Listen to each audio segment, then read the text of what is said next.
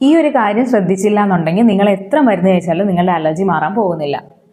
നിങ്ങളുടെ പ്രശ്നം respiratory allergy ആയിക്കോട്ടെ, സ്കിൻ അലർജി ആയിക്കോട്ടെ, ഫുഡ് അലർജി ആയിക്കോട്ടെ, ഏത് തന്നെയാണെങ്കിലും ഒരു കാര്യം ശരിയാക്കിയില്ല എന്നുണ്ടെങ്കിൽ ഒരു ചികിത്സയും നിങ്ങൾക്ക് ശരിയായ വിധത്തിൽ ഏൽക്കാൻ പോകുന്നില്ല.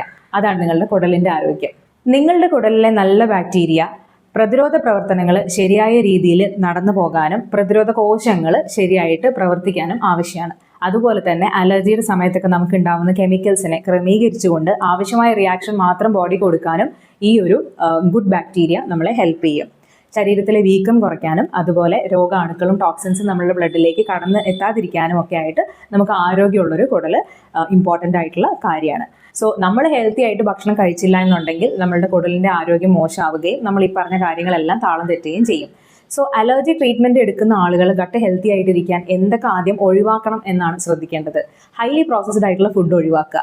ലൈക്ക് അതിനകത്ത് ആർട്ടിഫിഷ്യൽ കളേഴ്സ്, അതേപോലെ തന്നെ പ്രിസർവേറ്റീവ്സ്, ഫ്ലേവേഴ്സ് ഒക്കെ ആഡ് ചെയ്തിട്ടുണ്ടാവാനുള്ള ചാൻസ് ഉണ്ട്.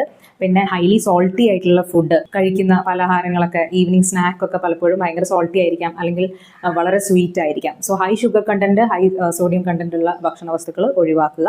നമ്മൾ വെജിറ്റബിൾസും ഫ്രൂട്ട്സും ഒക്കെ കഴിക്കുമ്പോൾ നന്നായിട്ട് വാഷ് ചെയ്തിട്ട് മാത്രം കഴിക്കുക. ബിക്കോസ് ഇതിനകത്ത് പെസ്റ്റിസൈഡ്സ്, ടോക്സിൻസ് ഒക്കെ ഉണ്ടാവാനുള്ള ചാൻസ് ഉണ്ട്.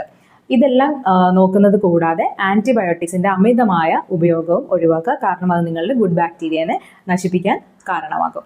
സോ ഗട്ട് ഹെൽത്ത് റീസെറ്റ് ചെയ്യണമെന്നുണ്ടെങ്കിൽ ആദ്യം ഒഴിവാക്കേണ്ട ഭക്ഷണം ഒഴിവാക്കുകയും പിന്നീട് ആവശ്യമുള്ള ആരോഗ്യകരമായ ഭക്ഷണം കഴിക്കുകയും ചെയ്യണം. സോ അലർജി ട്രീറ്റ്മെൻറ്റ് എടുക്കുന്നവർ എന്തൊക്കെ ഭക്ഷണമാണ് കഴിക്കേണ്ടതെന്ന് അറിയാൻ വേണ്ടിയിട്ട് കമൻറ്റ് സെക്ഷനിൽ ഫുഡ് എന്ന് കമൻറ്റ് ചെയ്യുക.